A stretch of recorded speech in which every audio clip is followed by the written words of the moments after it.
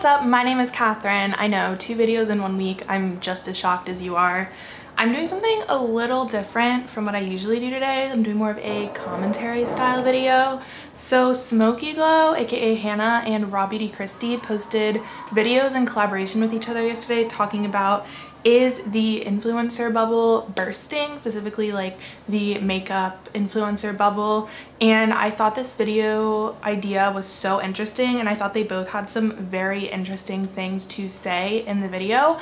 I'm super into social media, like I have been way before I ever got on YouTube. Like I love like the numbers and the workings behind it. And I actually wrote a research paper last semester. Yes, we write research papers at art school. I know it makes no sense, talking about influencer marketing and why it's so successful. And I did actually talk about Rawbeautykristi specifically in that paper. So a lot of what I talked about in this paper is like super relevant to what they were talking about in their videos. So I wanted to do a video kind of like reacting and discussing their videos, because I have tons of thoughts and numbers and research on this topic that I'm just like, everything that they were saying, I was just like, oh my god, like I want to talk about this so badly. So that's what I'm doing today. I've never done a commentary style video before. I hope it's somewhat interesting for you guys. If you are interested in like reading my entire paper, I think there's a way I can share Google Docs like as read only. So if I figure that out, I'll link it in the description box. It's like 19 pages, so it's probably like really boring for most people, but I'm actually like a little bit nerdy when it comes to like numbers and all that stuff. So I had a lot of fun writing it, and maybe someone else will have fun reading it, but I do read a little bit from it and whatever in this video. Anyways, if you're new here, first of all, I'm running a giveaway right now. You have the chance to win an Anastasia Beverly Hills eyeshadow palette, and that is going until Sunday, so I will have that linked in the description box. And of course, I would absolutely love to have you subscribe. Don't have a posting schedule right now because I'm a senior in college and all my work ethic is going towards school right now. And obviously, just a disclaimer, even if I disagree with like specific things that either Kristi or Hannah said in their video, it doesn't mean that I don't respect them or their opinion. They're both creators that I really look up to on this platform. I think Hannah has like the absolute best work ethic of any YouTuber I have ever seen, and Kristi is just super relatable, seems super down to earth, and like a lot of what she talks about with her personal struggles is stuff that I really relate to. So I really like both of them, and opinions can differ, and that doesn't mean I don't respect them at all, and I will try to present everything super respectfully. Just have to throw that out there in case anyone gets offended. If I keep looking down, it's because I literally have tons and tons of notes on this topic. I wanted this to be somewhat organized. So I'm gonna start out by talking about Hannah's video because I watched Hannah's video first, and I will link both of their videos down below as well if you haven't watched them. Totally should. Super interesting, and just so much to chew on in there if you're into the makeup or YouTube sphere at all, which you probably are if you're watching my video. So Hannah, after introducing their concept, is talking about how beauty influencers are like the biggest on YouTube. Like compared to other genres on YouTube, they're pretty much like the biggest, and a lot of beauty influencers get picked up like by mainstream media. When there was the whole Bi Sister thing with Tati and James and Jeffrey, like literal news channels were covering that, which was absolutely bananas.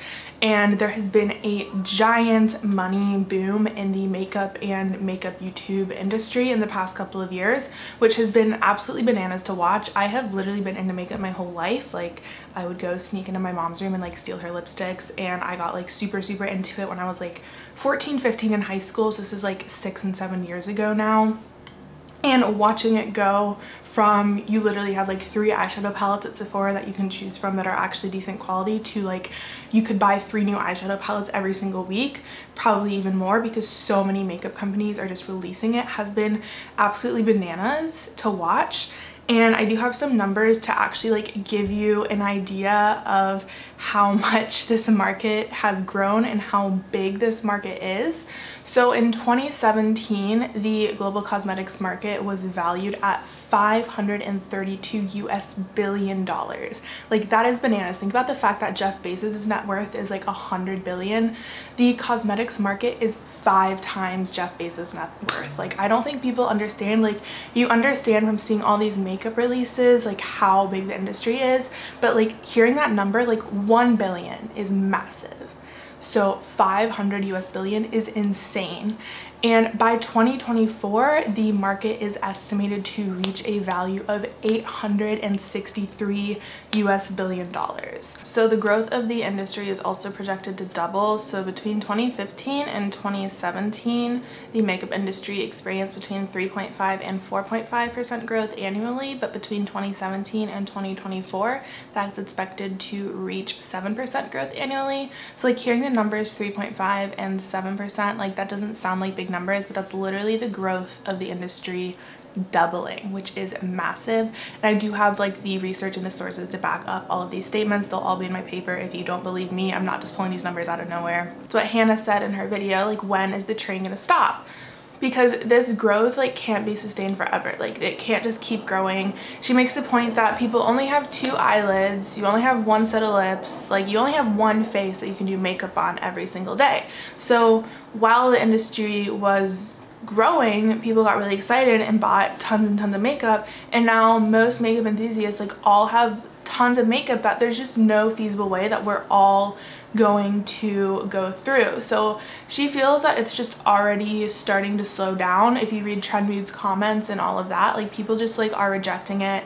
People are so sick of Colourpop coming out with new stuff all the time, and people are just really like bored of not thought out makeup releases. Like something that would have sold really, really well a year and a half ago is now being looked at with a little bit more of a critical eye. Hannah's opinion is that we will have big hyped up launches like Shane and Jeffree's launch still, but overall people are wanting to buy less because brands just keep pushing product. And she said one thing that I have in quotations because I thought it was really awesome. We're seeing an influx in products, but not so much an influx in sales. I think that is really interesting. It almost seems like brands haven't quite caught on to the fact that like we don't want all of this anymore, like we're over it. And what Hannah also believes might be happening or has happened is that companies were hoping that the younger generation would grow up and start getting into makeup and make up for the people who are over it and already own 20 eyeshadow palettes and don't want any more. But the issue is that kids are getting into makeup younger and younger, and that is so true. When I was 14 and 15, I was like one of 2 girls in my grade who was really into makeup. Like everyone else had maybe put on some like BB cream and like mascara, maybe like 1 shimmer shade on their eyelids for school dances, and I would be like over here with my naked palette, like on like Makeup Addiction on Reddit looking for inspiration, on Pinterest looking for inspiration. And now it's like every single kid in high school like owns eyeshadow palettes and like beats their face all the time. So it is really interesting to me. I think it's really cool to see because like obviously I've been into makeup my whole life and I love watching people get into my hobby, but it is such a difference in even 6 years like what the kids are into. And Hannah's opinion is that brands like Too Faced and Tarte and Urban Decay are going to be the ones that see their bubbles burst first.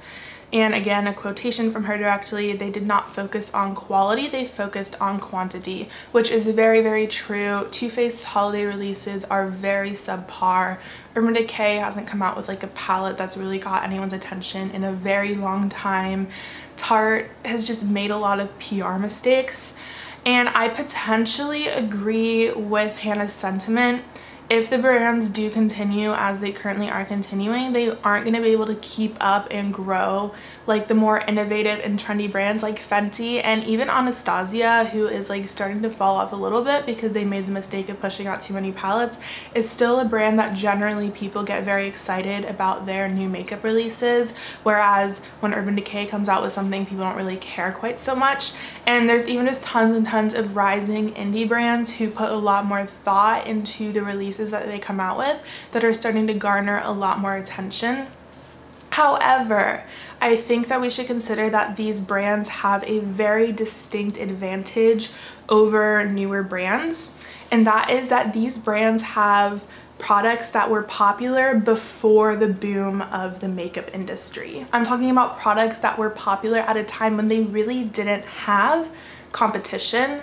Nowadays, a very superior product could launch from a brand, whether it be a foundation or an eyeshadow or a mascara, and chances are in 3 months no one's going to be talking about it because so many more products have been pushed out. Whereas a product that was popular years ago was probably popular for months, years, at a time. I'm talking about products like the Naked palettes, the Too Faced Better Than Sex mascara. Like all these brands had products that just like for years at a time, people knew those products to be the superior products that you could get at Sephora. However, not all of these products have stood the test of time. For example, the Naked palettes have completely fallen out of fashion, whereas Too Faced's Hangover RX primer and Tarte's Amazonian clay blushes all just kind of seem like they're sitting in the makeup hall of fame. So while these brands' new releases might not be keeping up with the industry very well, their old products are like super superior. At least it seems like they are. And then because the makeup industry is sort of dying or like coming back down from its giant burst, people assume that that means the beauty community is dying, and I kind of feel like to a degree it is. Like if I look at people's channels and I look at the numbers, a lot of channels that I've watched, I've noticed a big dip in views, like mine included. And I'm not going to name anyone specifically because I don't want to be like calling people out and be like, ha, their views suck now. But like if you go look at beauty channels that you've been into and you look at like their average views from even 6 months ago to now, but especially like 2 years ago to now, like there definitely is sort of a dip in the beauty community. And that's also because there's just so much content out there now. Like 3 years ago there were maybe like the like 5, 6, 7 YouTubers who were like really at the top, but nowadays it's like there are so many videos that you could watch, and I feel like that's like part of it is just people don't have time to be watching all of them. But in Hannah's opinion, the beauty community isn't going to die out completely, but it is going to change a lot. She feels that people who are in trouble are the people whose entire channel is focused on telling you what to buy, review channels specifically, and that there's going to be a big rise in people who are just like a lot more relatable, real, down to earth. People are just sick of the perfect backgrounds, the people who look perfect all the time, talk perfect, do makeup perfect, and they just want people who are more relatable.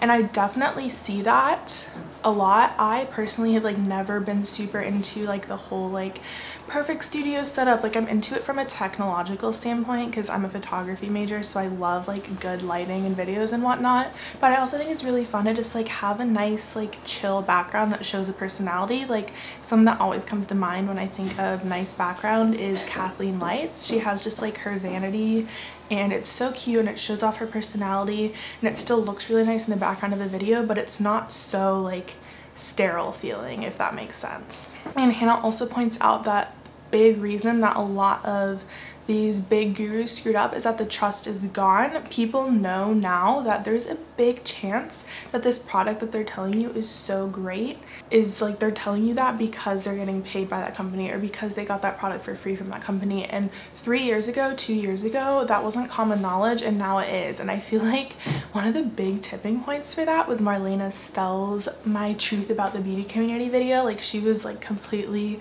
just calling out influencers in that, and people just know now. So it's a lot like harder because you know that there's a chance that the video that you're watching just for fun is actually an advertisement. Hannah also feels that brands might stop sponsoring people like Manny MUA because a video from him might cost $25,000, but they're not making $25,000 in sales. I kind of want to unpack that a little bit because I have a lot of numbers talking about return on investment or like brand satisfaction with influencer advertising. So the assumption might be that brands aren't satisfied with the return on the investment that they're getting from paying for an influencer sponsorship, but according to a study from the Association of National Advertisers, 54% of brands feel satisfied with the effectiveness of their influencer marketing campaigns. And I think one thing that's really interesting and important to note is that a lot of times these brands aren't looking for direct sales. They are looking for general brand awareness. 86% of brands who responded to this survey said their goal or objective for influencer marketing was general brand awareness. So they might be paying for someone to promote a specific product, but they're not necessarily looking for a spike in sales on that specific product. They're looking for an overall increase in sales due to brand familiarity. However, they do also sometimes see that spike in sales, and this is a quote that's from 2018, and since the industry is changing so quickly, it might not be 100% relevant anymore, but David Legrand, who is the Selfridge's beauty director, said that when you have an influencer speak about a product straight away, almost within an hour of them promoting something, you can see an uplift in sales. I think that is really interesting to hear, both that the objective isn't always for that uplift in sales, but that they were actually getting that uplift in sales, because I personally feel like I've never watched a video and immediately bought something because of that video, but a lot of people might be doing that. And I'm just going to read a direct quote on my thoughts on this topic. It would be easy for a consumer to remember watching Alyssa Ashley's Fenty Beauty concealer review and then immediately going to Sephora to purchase the products advertised in the video. However, 6 months down the line, when a consumer walks into Sephora and gravitates towards the Fenty Beauty display, they may not associate their draw to the brand with the sponsored video that they watched 6 months prior, though the video created a memory of positive feedback about the brand. And of course, not every brand owner does feel that influencer marketing is effective, so I want to talk about those numbers a little bit as well. At least 19% of brand owners do feel that it is not effective, according to the same ANA survey that I was referencing, and then the remainder of brands felt indifferent about it. And of course, we know Marlene Estelle's famous video, My Truth Regarding the Beauty Community, where she stated that she's been quoted as high as $60,000 to do a sponsored video by influencers. However, a lot of influencers came back after that and said that they have never received $60,000 or quoted $60,000 for a video, and this is from people who are like at the very top of the industry. So there is some skepticism about that exact number, and a lot of people did seem to get really hung up on that exact number. And she just said that the return that they see from influencer videos is just not high enough to justify the investment.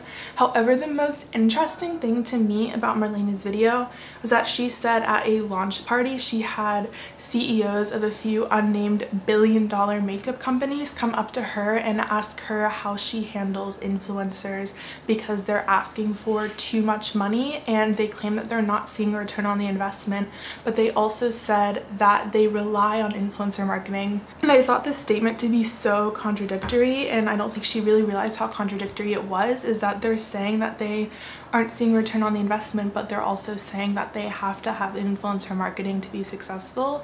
And I'm wondering like how an ROI could be not worth it if the brand would literally collapse without the influencer marketing, which is kind of what the video implied. And I think it's also really worth noting that the shift to YouTube advertising, or the rise in popularity of YouTube advertising, was also a very recent change. According to that ANA survey, Instagram and Facebook were the top platforms for influencer marketing in 2018, whereas in 2019 it was Instagram and YouTube. So YouTube wasn't even on the top of that list until this year, which was actually really surprising to me personally.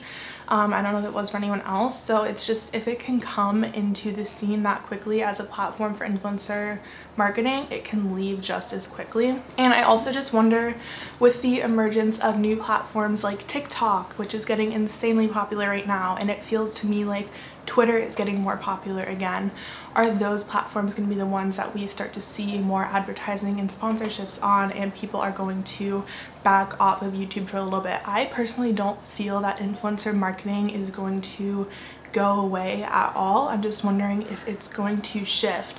I also wonder if it's going to shift from people sponsoring someone with 5 million subscribers to sponsoring multiple people with 200, 300, 400,000 subscribers, because maybe they get a better return on the investment from them, or maybe they get a better return on the investment when someone is making a TikTok about it as opposed to an entire 10-minute video about their product.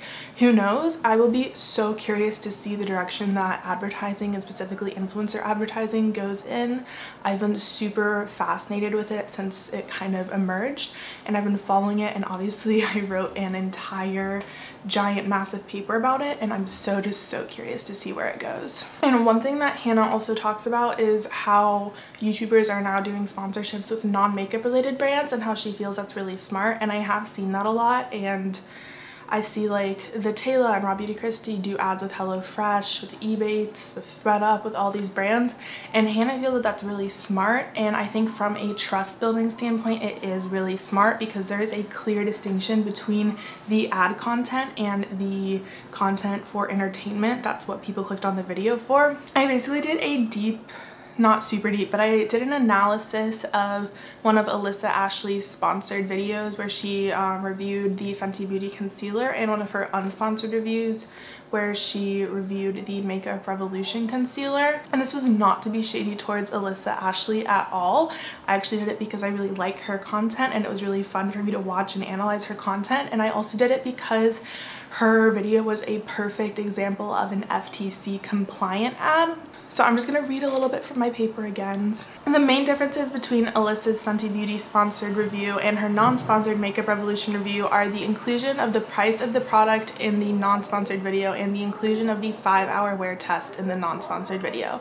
The lack of these two things could be seen as an omittance for the sake of making the Fenty Beauty concealer look better. The $7 price tag of the Makeup Revolution concealer is low and appealing, thus making it a standout feature to mention, whereas Fenty Beauty is a mid to high-end brand with a less appealing price tag of $26 at Sephora. Alyssa doesn't talk about the net weight of the product, which would inform how much product the consumer gets for the money in either video, and does talk about the shade range and feel of the product in both videos. The consistencies between each video make the sponsored video feel like the average Alyssa Ashley product review, making it easy to forget the video is a paid advertisement despite the open disclosure at the beginning of the video. Unlike a television ad break where there is a clear separation from the program and the advertisement, with influencer marketing, the entertainment itself is the advertisement. And that's kind of like my thoughts on influencer advertising and why it's successful, summed up into one sentence. And now we get to Rawbeautykristi, where I actually talked about her in my paper as well. Again, not to be shady, but because I really like her content and it was a really perfect example of perfectly legal, well-disclosed, FTC compliant content. So I did a comparison of an Instagram ad that Kristi did for Lorac Cosmetics with a photo that she posted a few days later. The ad post and the non-ad post were virtually indistinguishable. When looking at an overview of her profile, there's nothing in the thumbnail of each photo that hints that there is anything remarkably different about the photos. The only difference is the FTC required hashtag ad in the sponsored post, as well as the sponsored post only mentioning Lorac, the advertised brand, whereas the non-sponsored post mentions multiple brands. Someone scrolling through the app likely wouldn't think twice about seeing the sponsored post a few days after the non-sponsored post, as the two photos fit cohesively within Kristi's social media feed. So that's kind of my thoughts on influencer marketing, why I feel it has been successful and why I feel like it's totally not going anywhere. There might be a shift in it, there might be a shift in the platform, there might be a shift in the people who are getting sponsored, but I don't think the actual influencer marketing is going anywhere, and it kind of didn't feel like Hannah felt like it was going anywhere either. She just felt like there was definitely going to be a shift in it, and she also feels that there's just going to be a shift in the people who are getting the views in general.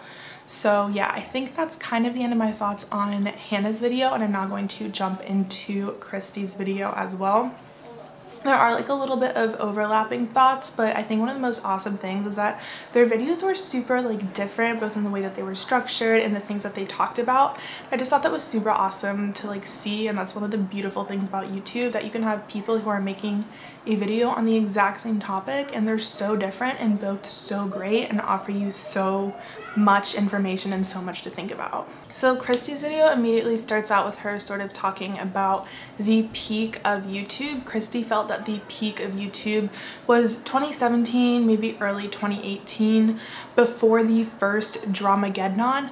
I don't even remember. Oh yeah, that was when what's their face? Like Nikita and Gabriel and like Laura, I think, were posting a picture. Oh, Manny was involved too. That was like directly shading Jeffree Star, and there was just absolute chaos after it. That's when Laura Lee's old tweets resurfaced and all of that.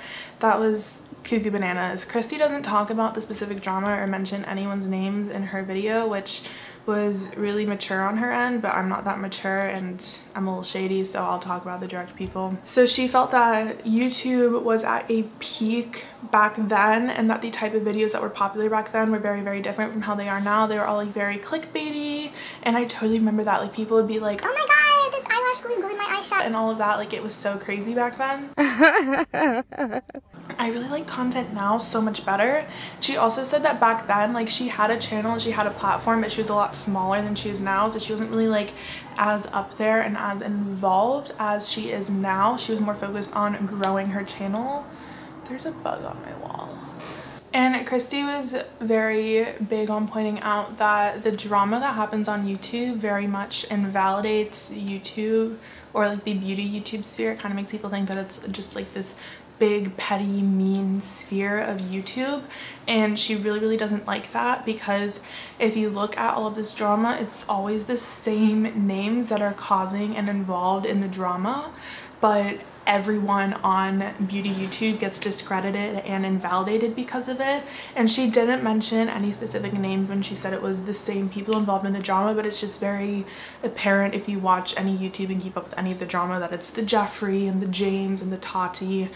And honestly, yeah, like if I was Kristi's size, I wouldn't want to be dragging Jeffree either, because he's a little bit scary when you call him out. So it's very interesting, and I've never really thought of it that way before, because I'm the same way. I definitely am always like, oh my god, there's so much drama on beauty YouTube, but there really isn't. There's so many small YouTubers who are never involved in drama, and those are really the people that I watch anyways, but I still hear about like James, Tati, Jeffree, Shane all starting fights with each other and being super dramatic about everything. And so I even feel the same way, that I'm like, oh, beauty YouTube is so dramatic, and it's not. And I actually really appreciate Kristi pointing that out, because it's definitely making me think about it in a very different way. And I think another really interesting thing that Kristi brought to the table is that she's been on YouTube for a very long time. Kristi said her first YouTube channel that she made, AdSense, wasn't even around at the time, and she kind of just talks about how it like was very slow at first with like AdSense and people making money on makeup YouTube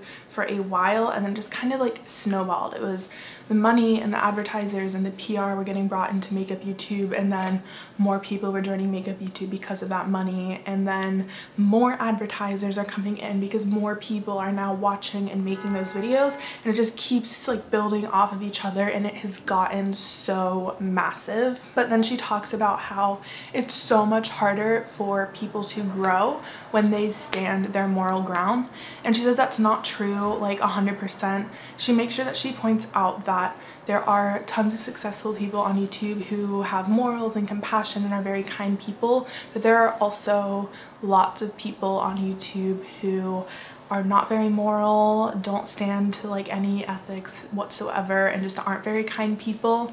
And unfortunately, everyone's getting lumped together because they are all on the same platform. And she said one quote that directly stood out to me. She said, if you choose to be somebody that will never break their moral compass or code for money, it's so hard. And I think this is so true, not just on YouTube, but in general. So for those of you who don't know, I live and go to school in New York City, and I'm surrounded by some like cuckoo bananas rich, successful people, and some of them are the literal worst people I have ever met. I have seen people who have done awful things to me and the people that I very much care about become incredibly successful, and I have no doubt in my mind that their success is directly related to their ability to not care about and not show compassion for other people. And there's just people who like, I don't even know them that well, but like I see the way that people at fancy restaurants treat and talk to their waiters, and I'm just like, and it's really just sad to see like awful people have really amazing, incredible, fun lives because they have so much money and they're successful and they get to do all of these things. And another quote that was really interesting and really stood out to me from her, she said, even if it takes me 10 years to get to my goals, I would rather do it feeling good about myself and the decisions that I've made and have never feeling like I've compromised on my morals at all than I would to get there faster and richer and bigger. And that's just so important and really stood out to me. I really appreciate that she specifically said that. And I think there's also just like the mindset that like the slower you rise, the slower you fall.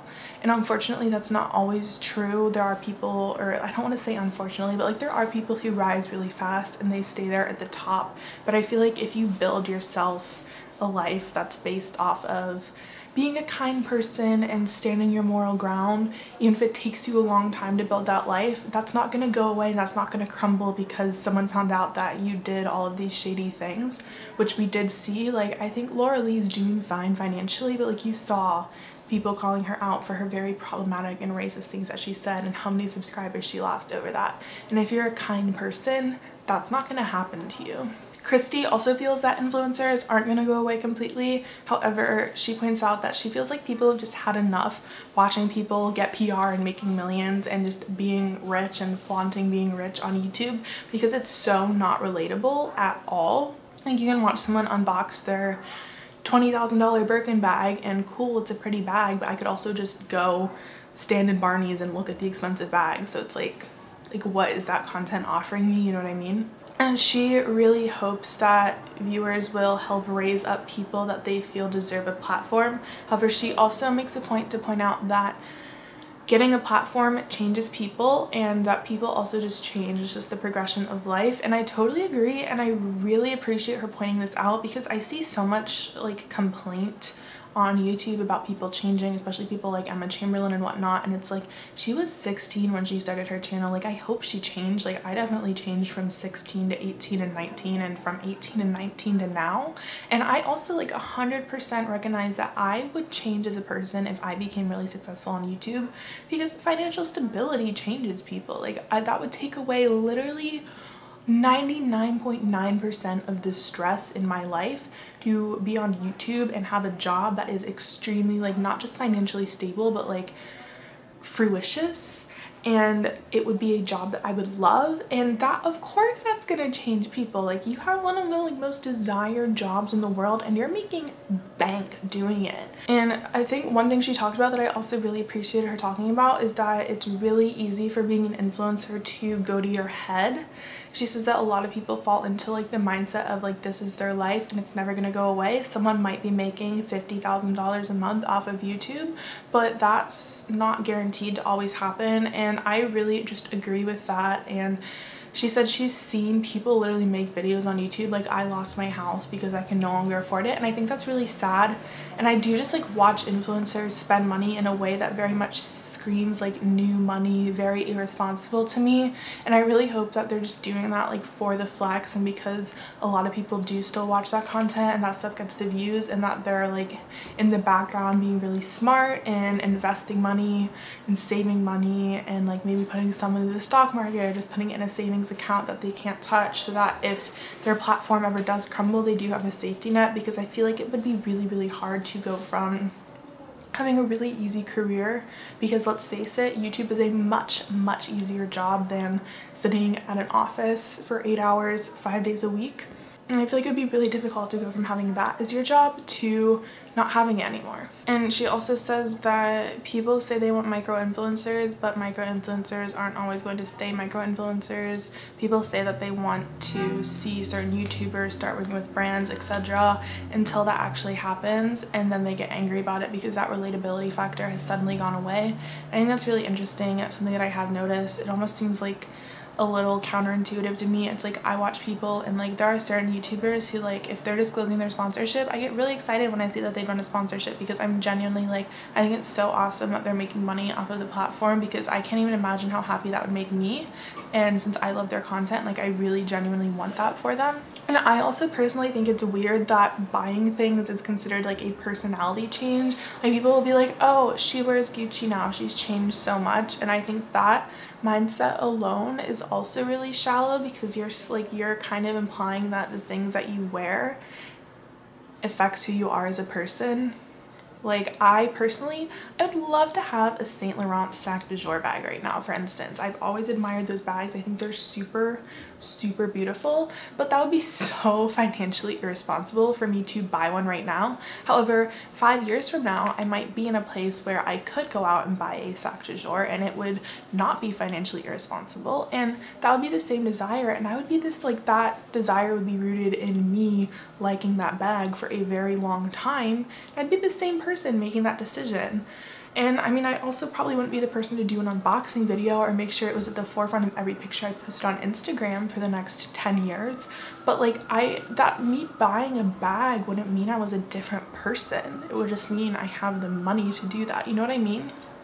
And I agree that like some people, the money probably does go to their head and it makes them shallow and it makes them ready to step on people to get more money.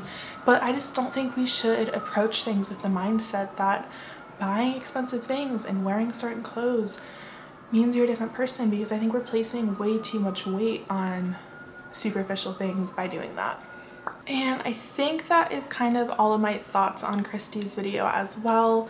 Her video was like a little bit depressing to watch, just like how much she feels that there's a lot of people who have integrity that are just never going to grow on the platform, because she's saying that as someone who's been on there for a while and watched lots of small YouTubers, I'm sure, and watch lots of people not grow. And like, I do kind of agree, like I've said, there's lots of people where like I feel like they should have freaking million subscribers and they don't. But I also, at the same time, I've watched Kristi grow from, I think I started watching her at probably like 3,000 or 4,000 subscribers, and she has 800,000 now, I think. So she's someone who I definitely consider to have integrity, and she has grown. And Hannah is someone who I feel like has always been very true to herself and has grown immensely in the past year. It's been so cool to watch Hannah's channel blow up, because almost like before that happened, I kind of thought that beauty channels couldn't blow up anymore, and then I watched her go from like 20,000 subscribers to over 100,000 in a very short period of time, which huge congrats to her. And it was like cool to see that that can still happen.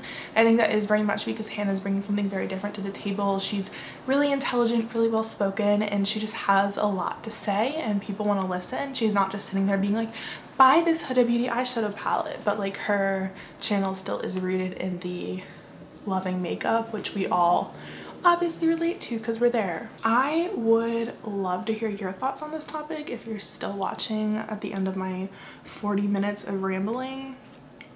I hope that this was interesting for you to hear my thoughts and hear some numbers. I love statistics. I think they're so interesting. Like, I love just like hard facts backing up stuff that you're interested in. Like, I think that's so fun.